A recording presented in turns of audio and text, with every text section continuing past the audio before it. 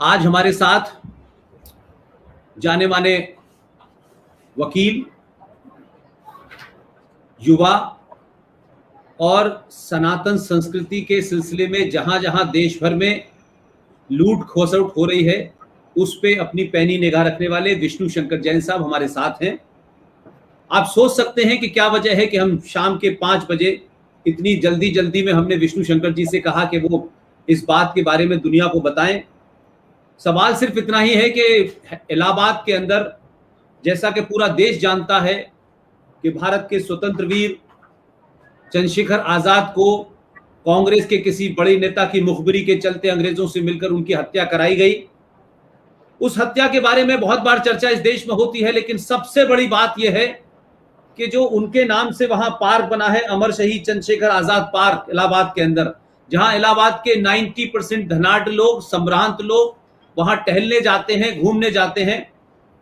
उस पार्क में पिछले कई टाइम से वहां कभी मस्जिद बन रही थी, कभी मजार बन रही थी। तो ये जो लगातार एक कोशिश है कि किसी भी तरीके से आंख छुपा छाई का खेल खेलो, सरकार के कर्मचारी इधर से हटे तो इधर कर दो, इधर से कटे तो इधर कर दो। उस पार्क के अंदर नाजायज मस्जिद, नाजायज कब्रें बनाने की कोशिश चल रही थी। वहां के कुछ युवाओं ने इस पे बहुत पहले हंगामा किया, बात खत्म हो गई। लेकिन आज जो सबसे बड़ी बात है, जिस वजह से मैंने विष्णु जी को बुलाया है, वो ये है कि आज इलाहाबाद हाई कोर्ट में विष्णु शंकर जैन जी के पिताजी श्री हरिशंकर जैन जी, जो पूरी दुनिया में लोग उन्हें जानते हैं और एक खास वजह से जानते हैं कि जब बाबरी मस्जिद, जो गैर कानूनी ढांचा था, जब उसको गिरा दिया गया था, तो उसके बाद में वहां जो मंदिर था जहां पूजा कई सौ सालों से चल रही थी, उसे रोक दी गई थी। आपके पिताजी एडवोकेट हरिशंकर जैन साहब ने उस वक्त यह अपील की थी कि मेरी पूजा जो है, मेरे भगवान से मेरी पूजा करने का अधिकार नहीं छीन सकता। अगर वहां कोई सिक्योरिटी की प्रॉब्लम है तो ये स्टेट का काम है। इस बुनियाद पर वो जो टूटा हुआ पूरा ढांचा था, उसमें मंदिर की जो पूजा करने की इजाजत थी, वो आपके पिताजी की उस अपील के बाद ही दी गई। तो सवाल सबसे बड़ा यह है कि जहां लोग बड़े बड़े मल्टीनेशनल कंपनीज के मुकदमे लड़ते हैं, ऐसे में आज के दौर में जिन मुकदमों में न पैसा है, न जिन मुकदमों के अंदर कोई बहुत ज्यादा वाहवाही है, और पूरा देश और बहुत बड़ा हिंदू समाज लगातार इस बात की तो बात कहता है, इस पे कानून बनना चाहिए, उस पे कानून बनना चाहिए। मैं सबसे अपील करता हूं, यह सरकारों की जिम्मेदारी नहीं है कि किस पार्क में मस्जिद बन रही है और मदरसा बन रहा है या कब्रिस्तान बन रहा है। यह एक जागरूक समाज की जिम्मेदारी है। सरकारें सब जगह नहीं जाती, पुलिस सब जगह नहीं जाती है। और अगर ये मान भी लें कि कुछ सरकार के कर्मचारी भ्रष्ट भी हैं, तो भी अगर सरकार के अलावा देश के लोग जागरूक होंगे तो किसी भी दंगाई जिहादी मुसलमान की भारत की जायज जमीन पे नाजायज कब्जा करने की हिम्मत नहीं होगी। आप सबकी जिम्मेदारी है। मैं बहुत लोगों के कमेंट पढ़ रहा हूं कि सरकार जिम्मेदार है। सरकार इस बात के लिए जिम्मेदार नहीं है कि आपके घर की गली के अंदर कौन बदमाश आके रह रहा है। ये कोई 150 करोड़ की आबादी में सरकार के पास ना इतना संसाधन है, ना इतनी व्यवस्था है। लेकिन 100 करोड़ हिंदुओं में से 5 करोड़ हिंदुओं को इस बात की चिंता रखनी चाहिए कि उनके शहर में, उनकी गली में, उनके मोहल्ले में कौन रह रहा है, कहां से आया, ये बिल्डिंग कैसे बनी, कब बनी, क्यों बनी। आप इस बात के लिए चेतन नहीं है, इसलिए आप हर बात सरकार पर सौंप देते हैं।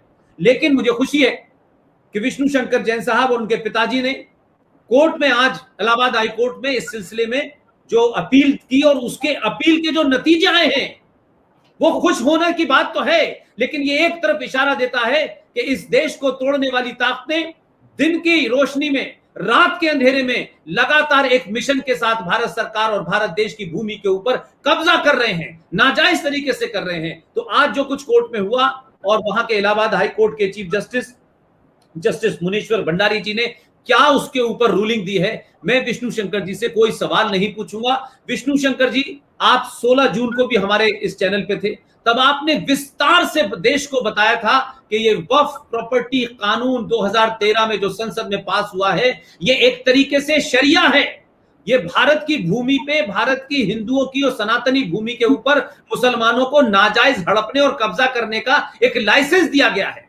लिहाजा आप आज के इस केस के परिप्रेक्ष्य में अपनी बात पूरी रखें। कोर्ट में क्या हुआ, कोर्ट ने क्या कहा, और देश से फिर अपील करें कि आप जैसे लोग जो सिर्फ अपने जिंदगी की भी लड़ाई लड़ते हैं और ऐसे मामलात में भी इतने चेतन रहते हैं कि आप दिल्ली में और नोएडा में रहते हुए भी आपने आज इलाहाबाद कोई कोर्ट के अंदर ये अपील डाली और उस पर फैसला लिया। आज कोर्ट में क्या हुआ, क्या ये मामला था, और सुप्रीम वहां हाई कोर्ट के चीफ जस्टिस साहब ने क्या कहा। विष्णु शंकर जैन जी, आप अपनी बात करें। सर्वप्रथम धर्म संस्थापना के देवता भगवान श्री कृष्ण के चरणों में मेरा नमन। आज आपने अपने चैनल पे आके दोबारा मुझे अपनी बात रखने का अवसर दिया, इसके लिए आपको तहे दिल से बहुत बहुत धन्यवाद। अब मैं सबसे पहले अपनी बात को स्टार्ट करने से पहले कुछ चित्र दिखाना चाहता हूँ, मुझे लगेगा आपके व्यूअर्स को दिख जाएगा। और ये चंद्रशेखर पार्क के अंदर मस्जिद के चित्र हैं। ये मैं दूसरा चित्र दिखा रहा हूँ, देखिए ये हमने दूर से लिया था खुद जाके, और ये देखिए मजार बनी हुई है, मस्जिद बनी हुई है, वहां पे नमाज अदा होती है। ये तीसरा चित्र, ये वहां पे डेड बॉडीज को लिए लाशें गाड़ी जा रही हैं। ये चौथा चित्र, ये सब चंद्रशेखर पार्क, सब मैं आपको प्रूफ एविडेंस के साथ दिखा रहा हूँ। तो ये हमने फोटोग्राफ्स हाईकोर्ट के सामने फाइल किए। अब इसमें सबसे इम्पोर्टेंट बात यह है, इलाहाबाद हाईकोर्ट का ही फैसला है चंद्रशेखर पार्क के संदर्भ में 24 अप्रैल 1987 का, और ये फैसला इलाहाबाद हाईकोर्ट ने दिया है। सब फैक्ट के साथ बोल रहा हूँ, इसलिए लोग आपके नोट भी कर सकते हैं, कोई बात अगेंस्ट द रिकॉर्ड नहीं है। Civil miscellaneous writ petition number 19296 of 1986, और ये फैसला आया है 24 अप्रैल 1987 में। ये रिपोर्ट भी हुआ इलाहाबाद लॉ जर्नल में, उसका साइटेशन है 1987 SCC online Allahabad page number 379। इसमें हाईकोर्ट ने नोटिस किया कि चंद्रशेखर पार्क में कुछ हिंदू रिलीजियस ऑर्गेनाइजेशंस अपना मॉन्यूमेंट बना रहे हैं और वहां पे उनको हटाने के लिए मांग की गई। तो हाईकोर्ट ने 24 अप्रैल 1987 को डायरेक्शन दिया कि चंद्रशेखर आजाद पार्क को तुरंत जितने भी वहां पे गलत स्ट्रक्चर्स बने हुए हैं, अनऑक्युपाइड अनऑथराइज्ड स्ट्रक्चर्स बने हैं, इंक्रोचमेंट है, सबको हटाया जाए। ये 1987 का फैसला था, और इस ऑर्डर में कोई भी मेंशन नहीं है मस्जिद का या मजार का। अब आप देखिए कि कैसे over a period of time, मैंने आपको जो फोटोज दिखाई इस कार्यक्रम की स्टार्टिंग में ही, वहां पे मस्जिद बन गई, मजार बन गई। हमारे जब लोग वहां पे गए, उन्होंने फोटो खींची, तो उन लोगों ने सवाल पूछे कि आप कौन है भाई, क्यों फोटो खींच रहे हैं? तो हम लोगों ने बोला कि हम लोग भाई टूरिस्ट हैं, इसलिए यहाँ पे देख रहे हैं फोटो, हमने जैसे तैसे उनकी लेके हम वहां से आ गए। अब ये फोटोग्राफ जब हमने आज हाईकोर्ट में फाइल की, हमने हाईकोर्ट के सामने चीफ जस्टिस के सामने बात कही कि ये क्लियर केस ऑफ इंक्रोचमेंट है और आप 1987 का फैसला इंप्लीमेंट करें। अगर वहां पे कोई हिंदू स्ट्रक्चर नहीं रह सकता है तो कोई मुस्लिम स्ट्रक्चर भी नहीं रह सकता। और हमने हाईकोर्ट के सामने क्लियरली डेमोन्स्ट्रेट किया कि 1987 में कोई भी प्रूफ नहीं है मस्जिद या मजार का, तो ये आ कहां से गया? और मैं इलाहाबाद के लोगों से भी आपके शो के माध्यम से कहूंगा कि वहां पे जाके देखें, लिखा हुआ है वक्फ नंबर 114। हमने उनसे आरटीआई में पूछा कि बताइए भैया ये वक्फ नंबर 114 कब दर्ज हुआ वक्फ में, आज तक कोई जवाब नहीं आया। तो आपने किसी जहां पे शहादत हुई थी अमर शहीद बलिदानी चंद्रशेखर आजाद जी की, उस पार्क में आप मस्जिद बना रहे हो, मजार बना रहे हो, और उसके बाद उसको हटाने के लिए, और इलाहाबाद हाईकोर्ट ने बड़े स्ट्रिक्ट ऑब्जर्वेशंस किए। प्रदेश सरकार के एडिशनल एडवोकेट जनरल को इलाहाबाद हाईकोर्ट के चीफ जस्टिस ने कहा कि आपके अधिकारी कर क्या रहे हैं, क्या वो सो रहे हैं? मैं आपको एज इट इज ऑब्जर्वेशन बता रहा हूँ, क्या वो सो रहे हैं, बैठ की तनख्वाह ले रहे हैं, सिर्फ कोई काम नहीं कर सकते? उन्होंने ये भी कहा कि हम ऐसा होने नहीं देंगे कि हमारे ऑर्डर्स इंप्लीमेंट ना हो, and we will see to it that our orders are implemented. तो ये, और 19 जुलाई को नेक्स्ट डेट लगाई है हियरिंग की, और कहा है प्रदेश सरकार से कि आप अपने अधिकारियों से कहिए कि तुरंत सारे इंक्रोचमेंट हटाए जाए। सुन्नी सेंट्रल वक्फ बोर्ड के वकील भी प्रेजेंट थे, उनसे भी कहा कि आप जितने इंक्रोचमेंट से हटा लीजिए, हमारे इंटेंशन बहुत क्लियर है, हम 24 अप्रैल 1987 का जजमेंट हूबहू हमें इंप्लीमेंट करना है।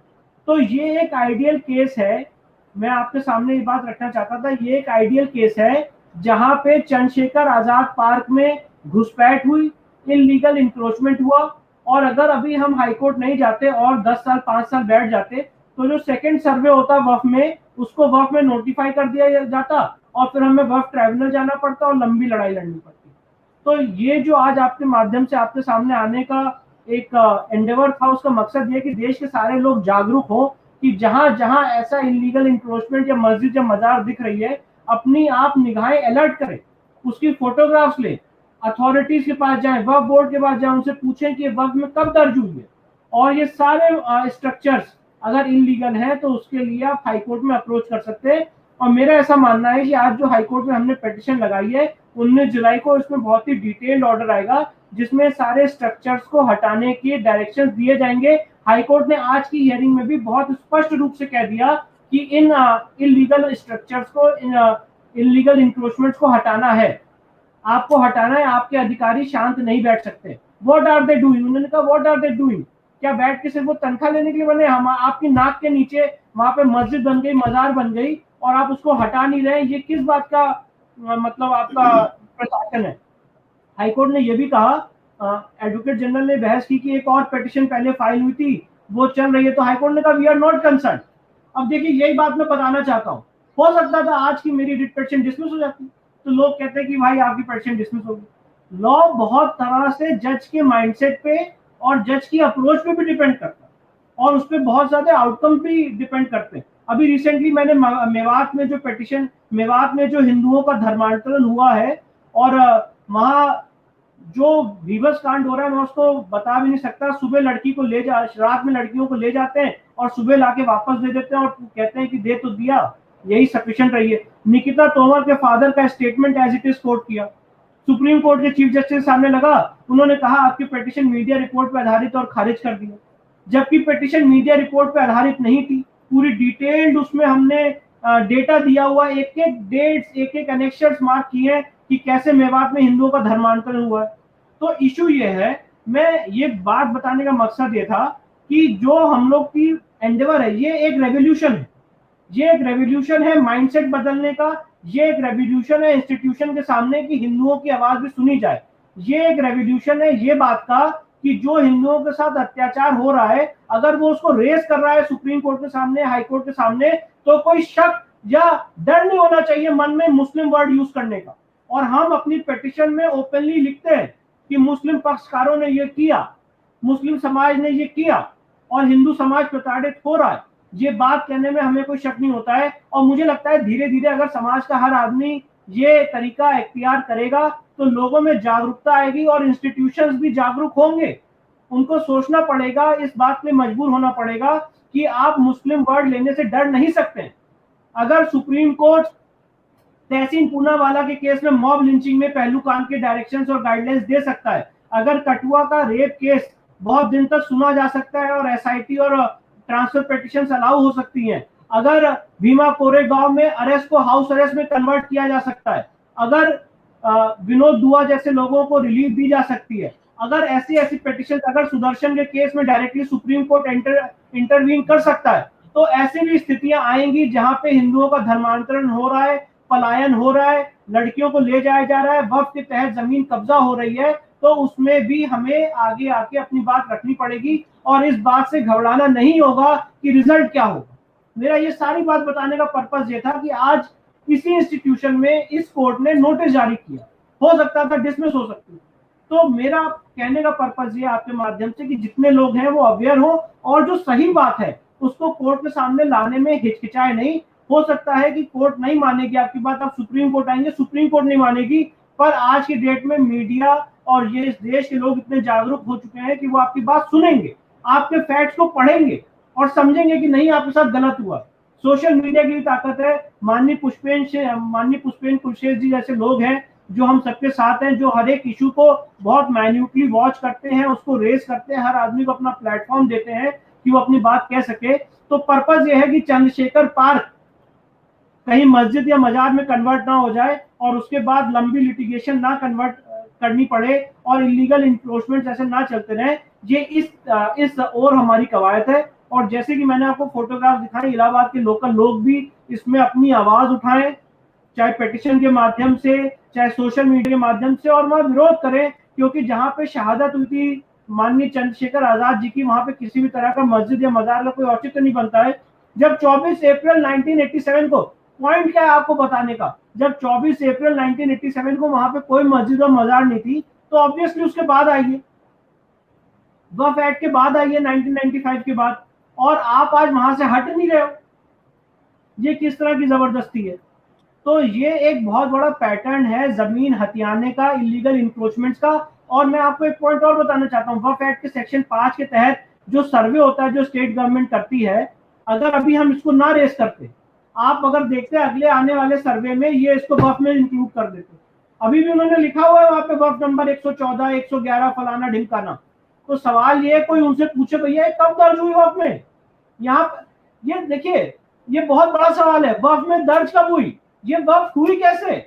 और ये लिविंग एग्जाम्पल है, इलाहाबाद का चंद्रशेखर आजाद पार्क हम सबके सामने लिविंग एग्जाम्पल है कि कैसे वक्फ बोर्ड काम कर रहा है और कैसे पार्क और जो पब्लिक स्पेसेस है उसको ऑक्युपाई करके अपनी जमीन बना रहा है।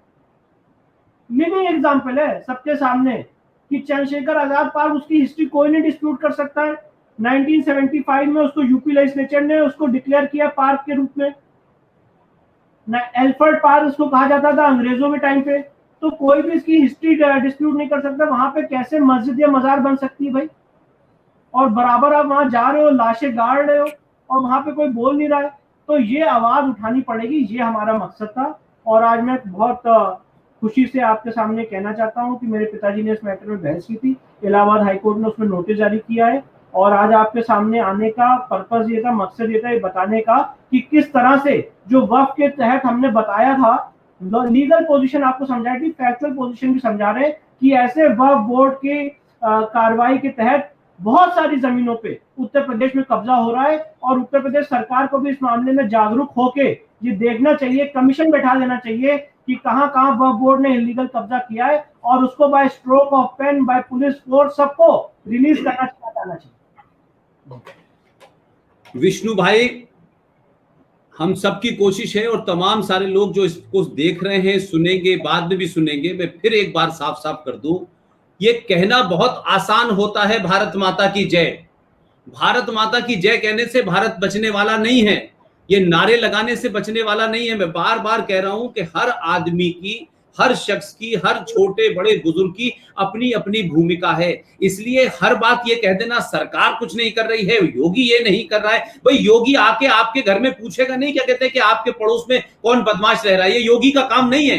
ये एक मरे हुए, एक थके हुए, एक सोए हुए, एक दीनहीन समाज की जो पहचान है, जो ये कहता है कि ये उनका काम है, ये उनका काम है। एक जागरूक समाज अपने घर, अपने पड़ोस, अपने मोहल्ले, अपने सोसाइटी, अपने डिस्ट्रिक्ट में जागरूक रहता है, चलते फिरते देखता है कि किसने कहां क्या, ये नई बात कैसे हो रही है, ये क्यों हो रही है। और आप ये सोचते हैं ये मेरा काम नहीं है, ये तो सरकार का काम है, ये उनका काम है। यही सोचते सोचते इस भारत के अंदर 5 करोड़ रोहिंग्या मुसलमान और बांग्लादेशी मुसलमान इस देश में बस गए। सरकार अपना काम करेगी। अगर मैं मानता हूं कि सरकार ने अगर कोई काम नहीं किया तो समाज की जिम्मेदारी नहीं है क्या?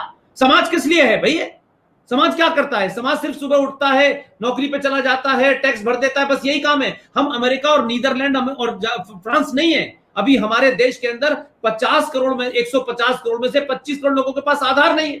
आखिर कोई भ्रष्ट व्यवस्था है जो घुसपैठियों को आधार कार्ड भी दे देती है, उनको राशन कार्ड भी दे देती है? लिहाजा मैं इस किस्म की टिप्पणियों से लोगों से कहूंगा कि अगर आप सनातनी हैं और सही मायने में भारत राष्ट्र की भूमि से आपको प्यार है और आप जानते हैं कि इसी भूमि में पैदा हुए हैं और इसी में हमें दफन होना है, इसी में हमें समाप्त हो जाना है, तो फिर यह मत कहिए कि सरकार की जिम्मेदारी है। सरकारें, बहुत सारी सरकारें आज से 14 से पहले ऐसी आई थी जिन्होंने ऐसे ऐसे कानून बनाए। 2013 का कानून तो मनमोहन और वो जो एंटी रामायणों ने बनवाया है ये कानून कि भाई इस वक्फ के तहत कुछ भी जमीन किसी की भी घेर लो, किसी जगह को भी ले लो, ताजमहल को भी ले लो, जामा मस्जिद को भी ले लो, कुतुब मीनार को भी ले लो। तो भाई अगर हम ये होता रहेगा तो क्या हम आंख बूंद के खड़े रहेंगे? क्या हमारे घर के बराबर में कोई गुंडागर्दी करने आएगा तो हम आंख बूंद के खड़े रहेंगे कि भाई हमारा दरवाजा बंद है? तो ये नहीं हो सकता। इसलिए प्लीज बार बार कह रहे हैं, विष्णु शंकर जैन, इनके पिताजी और हमारे दूसरे साथी चौकन्ने होकर लड़ रहे हैं, लेकिन इनकी भी क्षमताएं हैं भाई, इनकी भी लिमिटेशंस हैं। इनके पास भी बहुत बड़ा कोई अकूत संपत्ति नहीं है। आप सोचिए कि एक आदमी दिल्ली से इलाहाबाद जाएगा, वहां रुकेगा, वहां फाइल करेगा, ये पैसा कहां से आ रहा है? इनके पास तो कोई संगठन नहीं है, इनके पास तो अपनी ही कमाई के पैसे हैं। लेकिन क्या समाज ऐसी कोई इकोसिस्टम बनाता है कि नहीं बनाता कि जो लोग आपकी लड़ाई लड़ रहे हैं, सड़क पे लड़ रहे हैं, कोर्ट में लड़ रहे हैं, पुलिस में लड़ रहे हैं, उनके लिए कम से कम जहां बैठे हैं कम से कम उनके बारे में अच्छा तो बोलिए, उनकी तारीफ तो कीजिए, उनका हौसला तो बढ़ाइए। लेकिन सिर्फ आप फेसबुक पे बैठ के लिख देंगे कि इसने मोदी ने किया और ये तो उनकी जिम्मेदारी है, वो तो उनकी जिम्मेदारी है, कानून बना दो। तो कानून जो बने हुए हैं उसका पालन करवाना एक जागरूक समाज की जिम्मेदारी है। इसी तरीके से विष्णु भाई, अभी 2 दिन पुरानी घटना बता रहा हूं। अब क्योंकि सोशल मीडिया पे लोग बहुत एक्टिव हैं, ये जो हमने एक अपोलोजिस्टिक एटीट्यूड और एक नैरेटिव निकाल लिया है, शांति प्रिय धर्म के लोग, एक विशेष समुदाय के लोग, अरे भाई वो मुसलमान हैं, उन्हें मुसलमान कहिए, ये अलग अलग तरीके से बचने की मानसिकता क्या है। और इसका असर ये होता है कि देखिए कि वॉशिंगटन पोस्ट जैसा अखबार है, उसने क्या किया, देखिए कितनी, यहां हिंदुस्तान में भी एक अखबार है टाइम्स ऑफ इंडिया, में साफ साफ कहता हूं, वो जो कहते हैं कि अखबार एक प्रोडक्ट है उसकी तरह बेचो, ये टाइम्स ऑफ इंडिया भी उतना ही बड़ा मक्कार है जितना बड़ा वॉशिंगटन पोस्ट है। आपने फ्रंट के ऊपर एक साधु का कैरिकेचर बनाया टाइम्स ऑफ इंडिया और लिखा कि a priest involve in rape case in the sacred place, और ऊपर कैरिकेचर सरदार का, एक साधु का बनाया। और खबर पढ़ने के बाद पता चलता है कि एक मौलाना मौलवी मुफ्ती रेप करता है मस्जिद में किसी से, उसका नाम लिखा जा रहा है। तो आप किस तरह से भ्रमित करते हैं, उसकी जीती जागती मिसाल देता हूं। न्यूयॉर्क टाइम से पोस्ट, जो न्यूयॉर्क टाइम पोस्ट है, उसके अंदर एक ट्वीट किया गया और देखिए वहां क्या खबर छपी है। उसमें लिखा है, Indian priest wife chop off his penis after wanted to marry again. ये खबर की हेडलाइन है। और report has imagine of a Hindu priest. अब प्रीस्ट तो यहां होता है, और आखिर में जब आप खबर पढ़ने जाएंगे उसमें बाकायदा एक आदमी गंगा में खड़ा पूजा कर रहा है, ऊपर ये प्रीस्ट लिखा है उसको, और नीचे जाके पता चलता है कि वो उसका नाम है मौलवी वकील अहमद। तो ये किस तरीके से सनातनियों को, हिंदुओं को बेड लाइट में, अब हर आदमी पूरी खबर नहीं पढ़ता, उसने हेडलाइन पढ़ ली चला गया, वो वायरल हो गई। जब तक लोग समझे, तो ये एक सोची समझी मक्कारी चल रही है। हिंदुस्तान में भी बड़ी तादाद में लोग नकाब लगा करके, सोफिस्टिकेटेड लोग इन सब चीजों में इन्वॉल्व हैं, और जब ये पकड़े जाते हैं तो लोग, कुछ लोग फौरन निकल के आएंगे सफेद पोश और कहेंगे नहीं नहीं देखिए ये तो गलत है, ये तो इन्हें करना नहीं चाहिए। ये सब मिली भगत है, यहां से लेके मुंबई तक, और मुंबई में गायकार से लेकर के खेल बजाने और संगीतकार तक। लिहाजा विष्णु जी, मैं आपको मुबारकबाद देता हूं। मेरे पास जितनी बोलने की शक्ति है वो सब आपके साथ है, और ऐसे तमाम लोगों के साथ है। इसलिए मैंने कहा कि वी सपोर्ट पुष्पेन चैनल जो है कोई यूट्यूब का मामला नहीं है। इसके माध्यम से हम अपनी बात कैसे लोगों तक पहुंचाएं, कैसे लोग जागरूक हो और ये समझे कि ये वक्फ प्रॉपर्टी एक्ट जो भारत की सरकार ने भारत राष्ट्र के खिलाफ एक षड्यंत्र करके इस देश को पाकिस्तान, बांग्लादेश, अफगानिस्तान बनाने के लिए जो एजेंडा चलाया है कि आपने 47 में हजारों करोड़ों गज हमारी जमीन मुसलमानों को दे दी, बांग्लादेश को दे दी। अब इस जमीन पे किस तरीके से उनका कब्जा कराया जाए, उसके लिए आपने ये एक्ट पार्लियामेंट ने बना दिया। एक्ट के बारे में विष्णु शंकर जैन जी लगातार हर बार जब भी आते हैं विस्तार से बताते हैं, उसकी टाइम बताते हैं, डेट बताते हैं, कानून बताते हैं, कब पास हुआ। इसलिए मैंने कहा कि अगर वो जागरूक लोग जो ये समझे कि उनसे छुपा करके जो जघन्य अपराध किए उसको लोगों तक पहुंचाने का हमारी जिम्मेदारी है, और हम शायद कोशिश करते हैं कि रात के 12 बजे भी अगर कोई बात पता चले तो सुबह सुबह कैसे हम उनको बताएं। 16 जून को विष्णु शंकर जैन जी को हमने बुलाया था, और वो जो पूरी 1 घंटे की बातचीत है उसकी हेडिंग है वक्फ प्रॉपर्टी कानून ने हिंदुओं की जमीन हड़पने का अधिकार मुसलमानों को दिया। ये आप लोग इस चैनल पे जाकर के देखें, अपने लोगों को बताएं, जिनके 10-10, 50-50 बीघे में, 100-100 एकड़ में फार्म हाउस हैं, उनको जाकर के बताएं कि ये तमाम सारे फार्म हाउस, ये करोड़ों रुपया, ये बिल्डिंग नहीं रहने वाली है, क्योंकि इस देश की सरकारों ने इस राष्ट्र के खिलाफ जघन्य अपराध किया है। लिहाजा आज भी जैसे ही मुझे ये पता चला, विष्णु भाई ने मुझे बताया, मैंने कहा आप फौरन जो भी इमीडिएट टाइम हो आप आ जाएं और फिर एक बार बताएं, क्योंकि बात जब यहां से जाती है निकल के, क्योंकि आप कोर्ट में, आपके पिताजी मौजूद, वहां तमाम सारी चीजें, तो ये फर्स्ट हैंड रिपोर्ट है। मैं लीगल नहीं हूं। आप जब बोलेंगे तो उसकी निटी-गिटी, आपने सारी तस्वीरें दिखा दी, कोर्ट ने क्या ऑब्जर्वेशन किया, हाई कोर्ट के चीफ जस्टिस ने क्या कहा, तो इससे लोगों को असर लगता है कि जमीन पे क्या हो रहा है। इसलिए विष्णु भाई एक बार फिर मैं आपको मुबारकबाद ही दूंगा कि ये लड़ाई आसान नहीं है। इसमें पैसों की भी कमी है, इसमें लोगों की भी कमी है, इसमें साहस भी चाहिए। आप दुश्मनों के निशाने पर भी हैं, तो वो तो 24 घंटे एक ही एजेंडे पे लगे हुए हैं, और हमारा समाज 24 घंटे सिर्फ व्हाट्सएप और फेसबुक के ऊपर यही कहता है इस पे कानून बनना चाहिए, उस पे कानून अरे जो है वो तो अपने पास रखो, जो आपकी जिम्मेदारी है वो तो पूरी करो यार। मोदी अपनी करेगा, योगी अपनी करेगा, वो सत्ता में बैठे हैं, कब करना है कैसे करना है वो तय करेंगे। भाई 370 हटाने से पहले देश को बताया नहीं उन्होंने, उनको कब करना था, उन्होंने तैयारी करके किया। लिहाजा हर बात पे सवाल खड़ा करना और अपनी कमजोरी को छुपाना, आप अपनी कायरता को महानता की चादर पहन के न छुपाएं। आपको सड़क पे आना पड़ेगा अगर सही मानों में आप हिंदुत्व सनातन की बात करते हैं। सिर्फ फेसबुक के ऊपर और ट्विटर के ऊपर 2 ट्वीट कर देने से दुनिया की लड़ाई नहीं लड़ी जा सकती। जब जिहादी आपके घर के पास AK-56 लेके खड़ा हुआ है तो आप कह रहे हैं, क्या कहते हैं कि हम गुरुकुल की नींव रखेंगे फिर हम पढ़ाएंगे, तब तक तो आप खत्म हो जाएंगे। ये लंबी लड़ाई है, एक लड़ाई बिल्कुल इमीडिएट है और एक लंबी है। इमीडिएट लड़ाई को विष्णु शंकर जी, हरिशंकर जैन जी और दूसरे लोग लड़ रहे हैं, लेकिन जो लंबी लड़ाई है उसकी तैयारी दूसरे लोगों को करने दीजिए। लेकिन अपना पल्ला झाड़ने के लिए नहीं, ये तो उनका काम है, ये उनका किसी का काम नहीं है। जो देश का नागरिक है, इस देश से प्यार करता है, इस देश के साथ जीने मरने की जिसकी बात है, वो इसको ये नहीं कहना चाहिए। और अगर जो लोग कह रहे हैं उनको समझना चाहिए कि इससे बात बनेगी नहीं, ये बिल्कुल नहीं बनेगी। इसलिए आज हमारी बातचीत कुछ बहुत लंबी नहीं होनी थी। इस फैसले के तथ्यों को, तर्कों को जो हुआ था उसके लिए मैंने विष्णु जी को बुलाया। विष्णु भाई, आप और अपने पिताजी को भी मेरी तरफ से मुबारकबाद दीजिएगा। मैं मिल नहीं पा रहा हूं, आना चाहता था घर पे, मैं आऊंगा, लेकिन आप जो काम कर रहे हैं मैं उसके लिए मेरे पास शब्द नहीं है। मैं जानता हूं हमने भी बहुत समय से जब इस काम में लगे हैं, बहुत सारी चीजों के अभाव हैं, बहुत सारी चीजों की कमियां हैं, लेकिन हमने कभी कमी के कारण कोई बहाना नहीं बनाया। हमने काम को नहीं रोका, दिन हो रात हो सुबह हो शाम हो, हमने नहीं रोका कि नहीं साहब आज ऐसा है कल वैसा है। ये नहीं होता है। जब आपने कमिटमेंट किया है और अपने आप से किया है तो आप अपने लिए करिए, दिखाइए मत किसी को कि आप किसी के लिए क्या कर रहे हैं। विष्णु भाई, आपका बहुत बहुत धन्यवाद। और इस केस में जो भी अपडेट हो, आपको ऐसा लगता हो, आप जरूर मुझे बताते रहें, ताकि देश में जो लोग हम पे विश्वास करते हैं, आप पे विश्वास करते हैं, RSN सिंह पे, GT बख्शी पे, इन सब पे विश्वास करते हैं, उनको तथ्यों के साथ, ताकि जब वो किसी चौराहे पे गलेवान पकड़े इस जिहादी का, तो उसके गलेवान पकड़ के पूछे कि तुम झूठ बोलते हो, तुम मक्कार हो, तुम फ्रॉड हो और तुम लुटेरे हो और तुम उसी तरीके के काम कर रहे हो जो गजनबी ने किया था, जो औरंगजेब ने किया था भारत भूमि के ऊपर। और इस्लाम में मज़ारें हराम है, इस्लाम में कब्रिस्तान हराम है, इस्लाम में मस्जिद का पवित्र स्थल नहीं है, उसके बावजूद भी ये लैंड जिहाद चल रहा है कि लैंड पे हमारा कब्जा होगा तो कल बंटवारे के समय जब लड़ाई होगी तो जिसकी जमीन होगा वो माना जाएगा। ये उसकी तैयारी के तहत है। ये दारुल हरब से दारुल इस्लाम बनाने की तैयारी चल रही है। वो जानते हैं कि उनके वोट से पार्लियामेंट में 250 MP मुसलमान नहीं पहुंच सकते,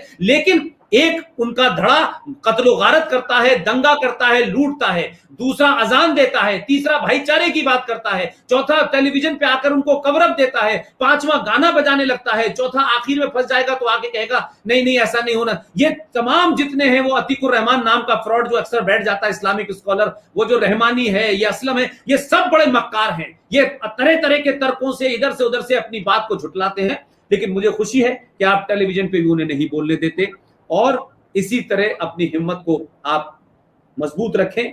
हम सब से, मेरी पूरी टीम से जो भी कुछ होगा वो हम करेंगे, क्योंकि आप वो काम कर रहे हैं जो शायद मैं समझता हूं कि इस देश के हजारों लाखों वकीलों में से अगर 5% भी लोग ये तय कर लें कि हमें सनातन के किसी मामले में पूछना नहीं है किसी से, PIL लगाने के लिए हमें अगर मगर नहीं करना है, तो मुझे लगता है कि इस देश में होगा। ये एक मिशन का काम है, क्योंकि दुश्मन मिशन पे है, वो पार्लियामेंट में भी मिशन पे है, वो संगीतकार भी मिशन पे है, वो खिलाड़ी भी मिशन पे है, वो लुटेरा भी मिशन पे है, वो सब्जी वाला भी मिशन पे है, वो ताले वाला भी मिशन पे है, वो कबाड़ी भी मिशन पे है। आप कहां हैं? आप सिर्फ को लगता है हमने चिट्ठी लिख दी, प्रधानमंत्री से कह दिया, कानून बन गया। कानून को अगर बचाना होता तो ये देश की हालत ये ना होता। इसलिए जागरूक होइए, अपने हकों को समझिए, अपनी देश की मिट्टी को बचाइए, और उसको वैसे ही बचाइए जैसे आप अपने घर की सुरक्षा करते हैं, अपने खेत की सुरक्षा करते हैं। अगर आप खुला छोड़ देंगे तो उसको फसल को जानवर खा जाएंगे। इस देश को जानवर छूटे खुले घूम रहे हैं, वो लूट पे घूम रहे हैं, वो मर्डर कर रहे हैं, वो डरा रहे हैं। बंगाल के अंदर क्या कर रहे हैं? इसलिए वो भयावह स्थिति जो पूरे कश्मीर में है, जो बंगाल में है, जो केरल में है, वो बार बार न हो। दुश्मन को वही रोकिए, दुश्मन घर तक आ गया तो फिर उसे कोई नहीं रोक सकता। विष्णु भाई, आपका बहुत बहुत धन्यवाद, थैंक यू वेरी मच, और आप लगे रहें और मेरी आपकी जल्दी मुलाकात होगी। बहुत बहुत शुक्रिया, thank you very much Vishnu भाई। पिताजी को मेरा प्रणाम कहिएगा।